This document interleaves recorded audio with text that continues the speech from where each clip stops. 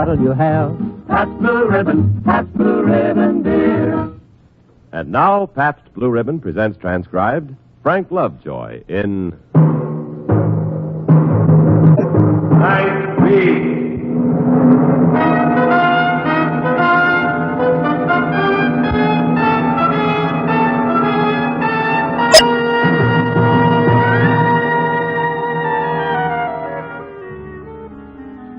Hi, this is Randy Stone. I cover the night beat for the Chicago Star.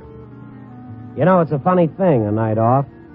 When they give you a whole night not to care whether the presses turn or not, you're like an old horse that's saddle broke. You don't know any direction but the way back to the barn. A great yawning city, the greenest pasture in the world, and I didn't know where to start. What did people do when they weren't working?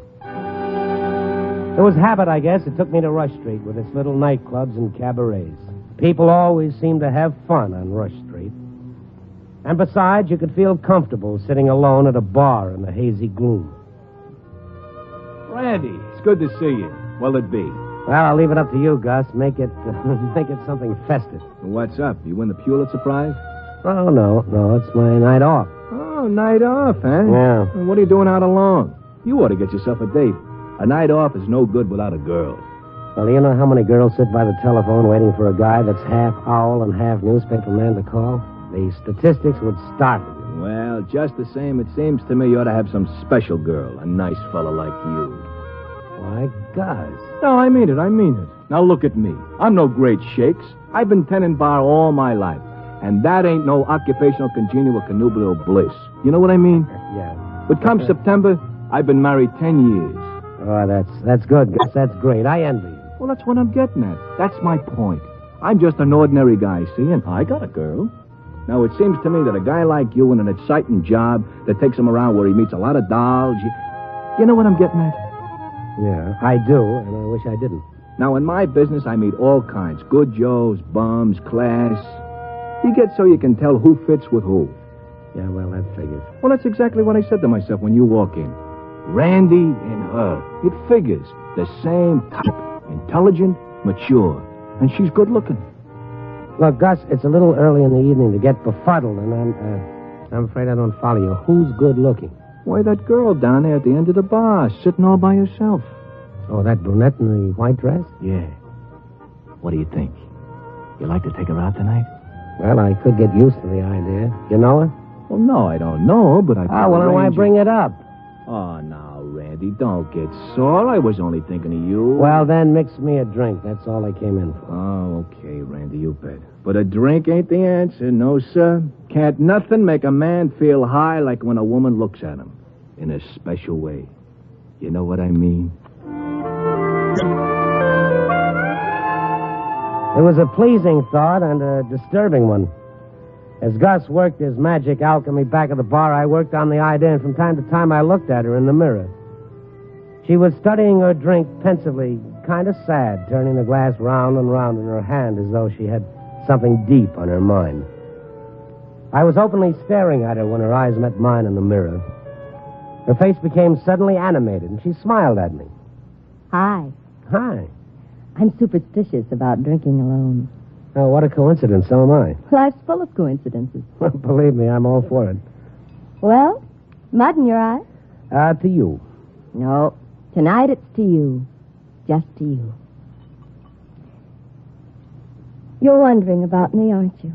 And how do you mean? When a girl sits alone at a bar, men get all kinds of impulses about her.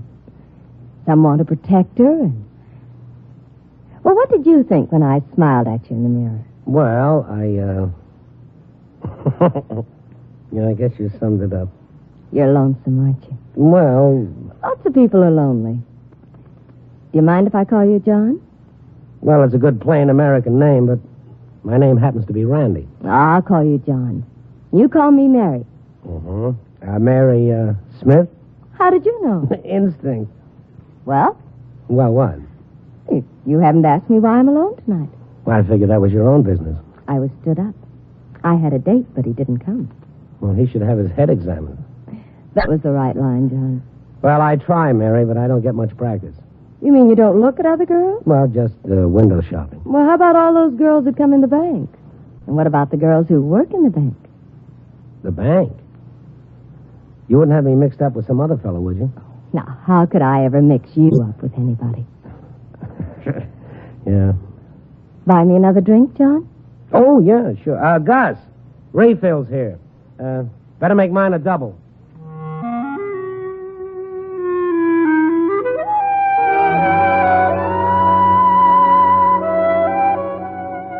This is a friendly town, Chicago.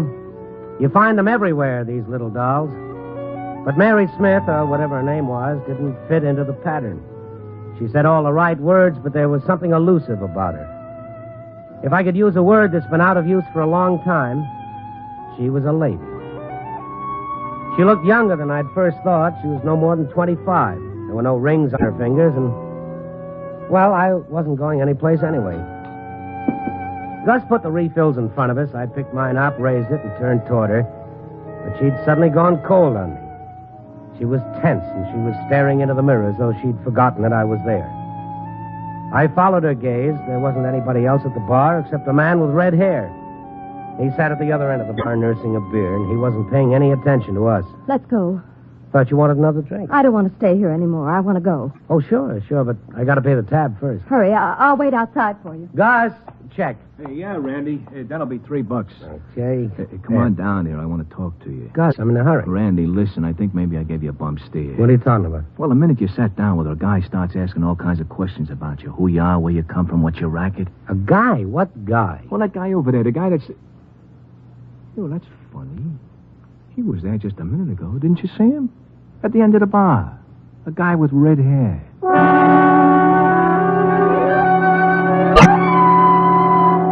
I paid Gus, and I hurried out. When I got to the sidewalk, she wasn't in sight. I felt let down, disappointed. Well, that's how it goes. You figure you got a winning ticket, and you get left at the post.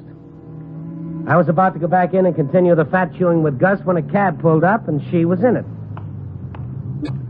I thought you'd run out on me. No, why would I do that? I thought getting a cab would save time. Save time for what? Why, we've got a lot of places to go. All right, driver. Well, I'm probably the biggest jerk in Chicago for asking a question at a time like this, but... your date that didn't show up, will he wear red hair? What? Let's give it.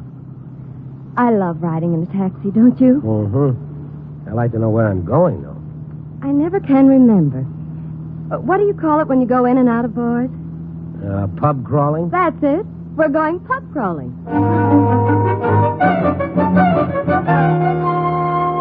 For a girl who wasn't familiar with the expression, she was very expert at finding upholstered sewers, which was strange because once we got in them, she lost interest and wanted to leave. She ordered drinks, but she only sipped them. She seemed to have a compulsion to be on the move. Come on, let's go. Well, what's the next stop? Why, Riverview, of course. Riverview? That must be a new joint. I haven't heard of it. No, Riverview Park. What, the amusement park? You know roller coasters, cotton candy, the whip. What are you trying to do? See Chicago and die? Oh, I'm so glad you came into the bar tonight. I'm glad you looked into the mirror.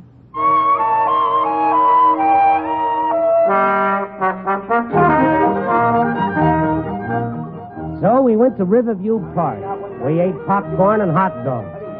The bloated faker with a whiskey breath guessed our weight and fell short of my age by 6 years. I gave him an extra buck. We went on the whip and the roller coaster and the tunnel of love. She sat very close to me in the boat.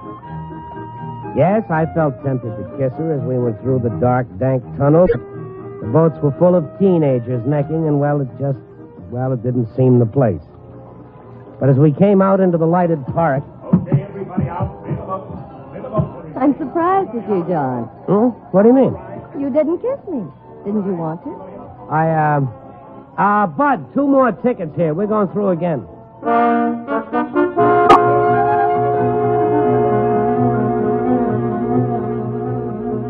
As we came out into the lighted park for a second time, I was looking at her, smugly waiting for her reaction. All right, everybody out. Stay the boat. Stay the boat. Want to go through again? No. All right, this way, folks. How you like? Careful. Here, let me help you. I can get out by myself. I don't have 3 cents for folks. 3 cents for folks. Well, What now? Something to eat? Another ride? Find me a very obliging fellow. I don't want to do anything. Please, just leave me alone. Oh, look, I don't like to complain, but I kissed you back there. When you came out, you don't even look at me. What's the matter with me? I read all the ads. What? You know, this isn't good for my ego, talking to myself.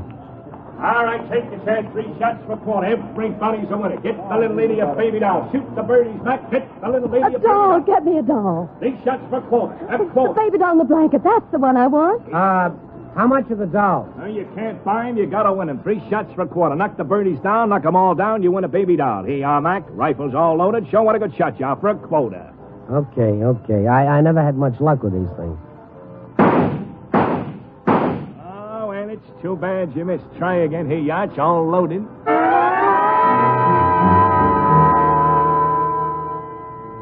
As I picked up the rifle again and looked down the sight at the moving birds, I was conscious of a terrible tension in Mary.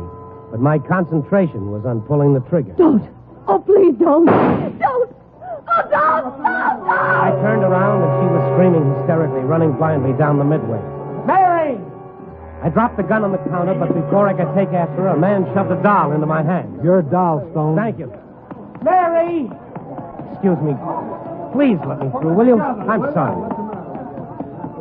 Mary! What's the matter? Oh, don't. Please don't shoot the gun. Don't shoot the gun. The gun. Hey, snap out of it, Mary. Stop it.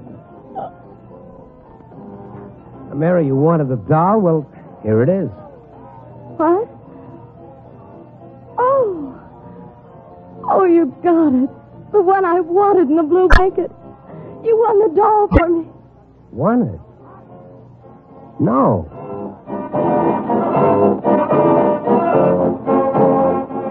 No, I hadn't won it. I'd missed every shot, yet the man had handed me the doll. Not the man back of the counter, but another man. He handed me the doll and he called me by name. A man I'd seen once before tonight. A man who'd asked Gus about me. The man with the red hair.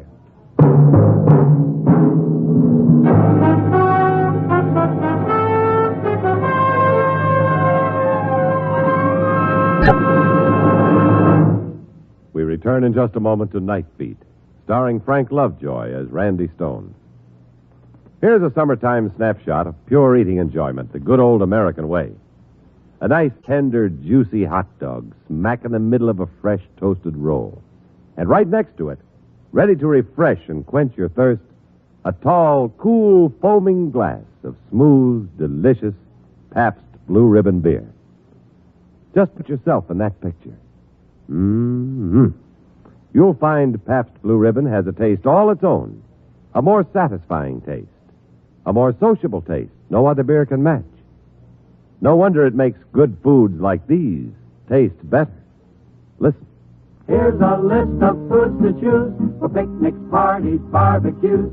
Campbell's Pork and Beans. Armour's Treat. Borden cheese. Ritz crackers with Frankfurters. And, of course, Pabst Blue Ribbon. You'll find that food tastes better by far if you serve them with foaming PBR. What'll you have? Pabst Blue Ribbon, What do you have? Pabst Blue Ribbon, what do you have? Pabst Blue Ribbon. Pabst Blue Ribbon beer. Smoother flavor. Finer beer that millions favor. Taste that smoother flavor. Pabst Blue Ribbon beer.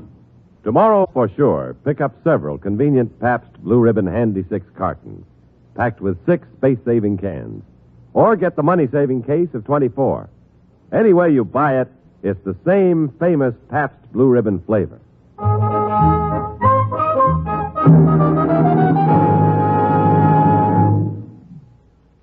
Act 2 of Night Beat will continue after a brief pause for station identification.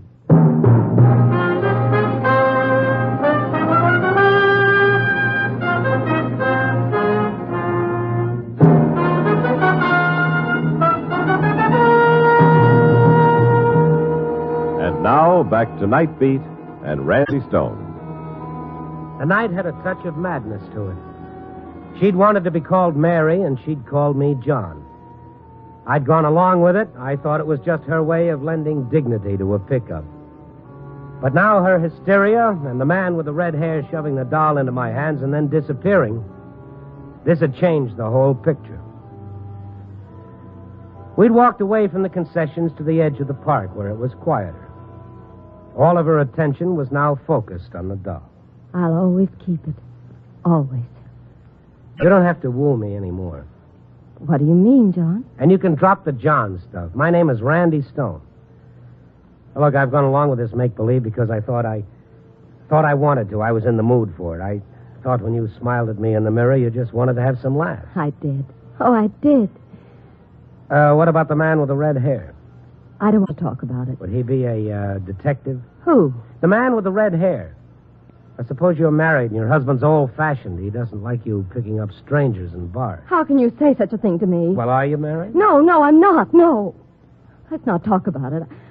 I don't want to talk about anything tonight but you and me. Just you and me. Well, Mary, if you're in some kind of a jam, if you're in some kind of trouble, why don't you tell me? Maybe I can help. Maybe there's something I can do. There is. Take me dancing. Dancing? Uh-huh. At the pavilion, under the stars.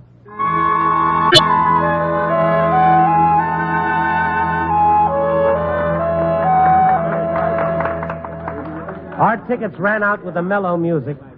I left Mary on the sidelines a minute to go buy another yard of tickets, but before I could get back, the band went jitterbug. And a gang of het cats went wild, swarming against the ropes to get to the floor. And they were between Mary and me. Trying to get through them was like trying to swim upstream.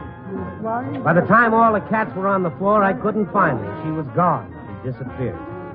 I looked over every inch of the pavilion, and then I saw him, the man with the red hair. He was standing just outside one of the exits, just standing there, watching. As I started toward him, he left quickly. There was no doubt about it. This was the boy who had the answers, and by now I was in a question-asking mood. Hey, Mac, I want to talk to you. Not now, Stone. I felt like I'd been hit with a roller coaster. My knees folded, and I went along with the ride.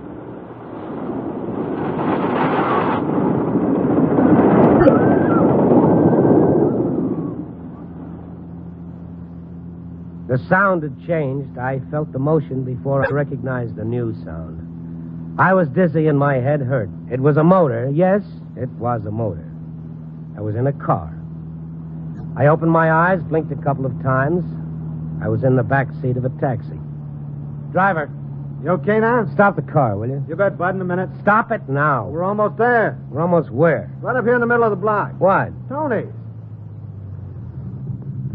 Here you are, Tony's Pizza Palace. How did I get in this cab?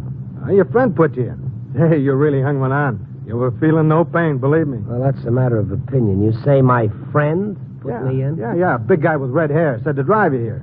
And see you got inside. Oh, well, you don't have to worry, buddy. Paid me. Hey, you want me to help you? No, thank you. I've had a little too much help tonight.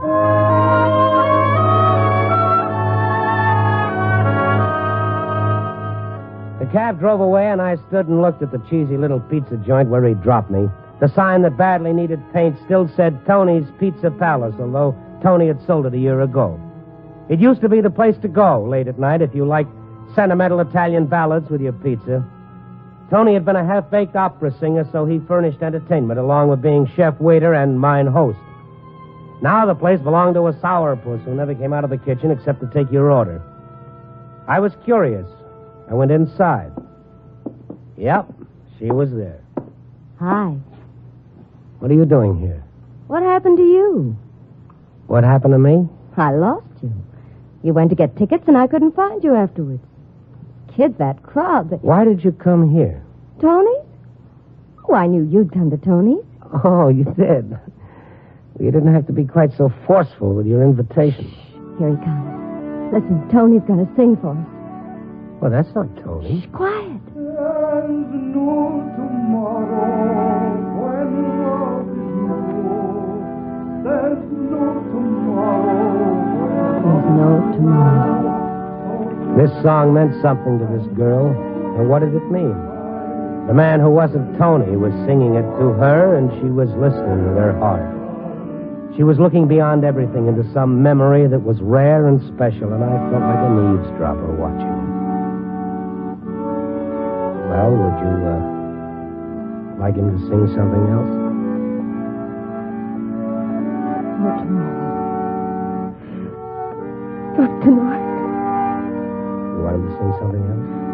No. Mary. I'll be Mary. back. How do I know? No more? No, thank you. What's the matter? The lady didn't like it? Well, she thought it was great. How long you been working here? Here? Oh, I don't work here. I sing at the Cafe Paloma down the street. Well, then what are you doing here? Oh, I don't know. Some fella came into the Paloma tonight and said, "Hey, you know the American words to O Solo Mio?" I said, "Sure." He said, "Good. You want to make some extra money?" I said, "Are you kidding me? With 6 mouths to feed?" He said, "Good. Go on down to Tony's. When the lady comes in the white dress, you sing to her." That's what the man said. That's what I did. This music lover who hired you, did he have red hair? That's right. He's a friend of yours? Oh, played a joke on you, Yeah, huh? yeah, he's a real funny man.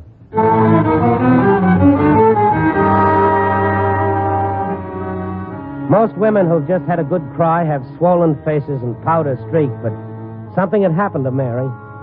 When she came back to the table, her face shone with radiance. She stood beside the table. She didn't sit down. There was no tension in her now and no restlessness. Let's go. Well, it's only 3. Sit down. No, let's walk. Okay.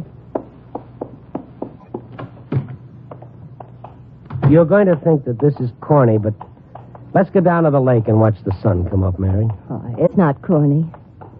But I can't. Why not? I've come to the end of it. I must go home now. The end of it? The end of what? You wouldn't understand. Well, I might. Try me. Let's just leave it this way. There's so many things I don't know about you, and there's so much that I want to find out. I know all about you. Now take me to the L. Oh, if you want to go home, I'll get your cab. No. I want to go home on the L.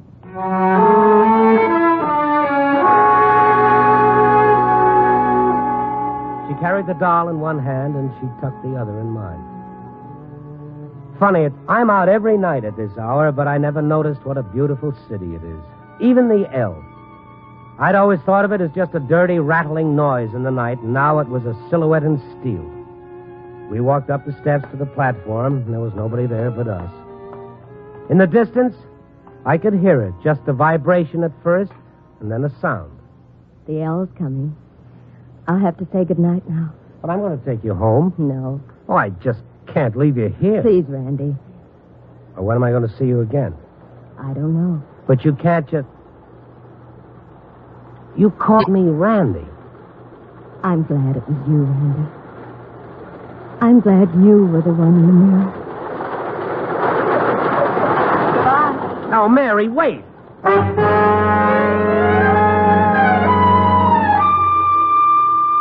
She darted away from me to board the L. I started after her, but I didn't get far.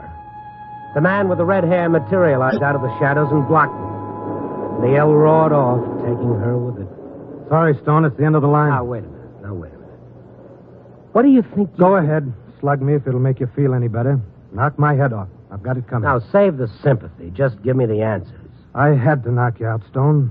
You'd gotten separated. I had to put you back on the track. I couldn't just go up to you and say, Mary's gone to Tony's. Well, why not? Is that too old-fashioned for you? Would you have gone? I would have had to explain that this was her first night out in months. That she's been sitting in a sanitarium, staring at the wall, living in a world of fantasy. What are you trying to hand me? Didn't you think she acted strangely at the shooting gallery when you shot the rifle? Didn't it bother you when she called you John? Well, you didn't act exactly normal. And there's something else that bothers me. If she's a mental case, why is she out tonight, and why did you let her go off by herself on the L? I'm not worried about that. That's the L that will take her home. You see, Stone, the doctor said if she did everything just the way it was that other night, if she relived it, played it out, and then came home, well, she had a chance. What other night? Mary met a man in a bar just a year ago tonight. Here, let me read your letter. No, never mind the letter. What man? Well, the letter's from him. Oh, his name is John? Yeah, John. The letter says, My darling wife... Wife? My darling wife, I'd give anything to be with you on our anniversary, but I can't, so that's that. But you go out. Wear your white dress. I won't be with you in person, but I'll be sitting beside you just the same. Go to that little bar on Rush Street where you picked me up. Or was it the other way around? Smile at me in the mirror, and I'll be smiling back. Oh, I sure can pick 'em. A night off, and what do I draw? A stand-in for an absent husband. There's more to the letter. I can do without the love and kisses, thank you. But I think it'll interest you. It goes on about reliving a night, about pub crawling in Riverview Park and Tony's. Oh, I've taken the trip. I know the itinerary. Who are you, her keeper? No, I'm a brother. Oh, well, that's a nice touch. The brother goes along a chaperone to keep everything platonic. Where's this elusive husband that I understudy? Where's he locked up? He's dead. He's dead.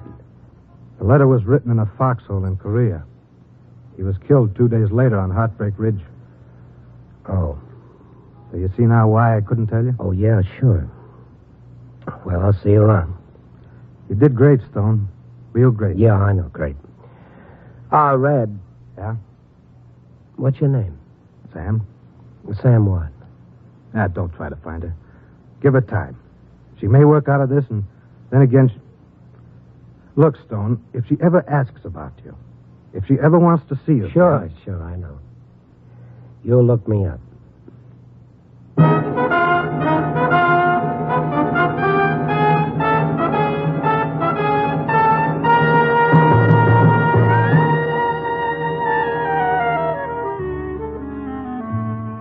Other guys and other jobs on the night off go home after it's over.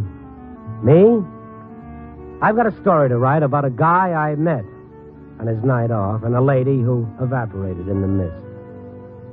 In a city the size of Chicago, most everybody reads the newspapers, so maybe I can reach you this way. So I bat it out. I try to put into words the things the guy wanted to say but didn't.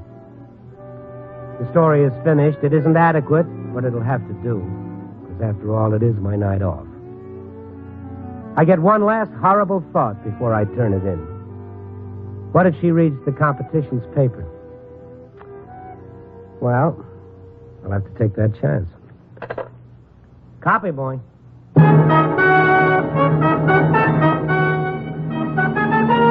Night Beat, starring Frank Lovejoy, is produced and directed by Warren Lewis. Tonight's transcribed story was written by John and Gwen Bagney, with music by Frank Worth. The part of Mary was played by Betty Moran. Others featured were Peter Leeds, Jan Arvin, and Tudor Owen. Frank Lovejoy appeared through the courtesy of Warner Brothers, producers of The Miracle of Our Lady of Fatima.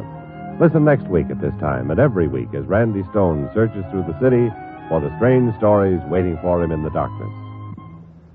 Starting the 29th, hear your hit parade on NBC.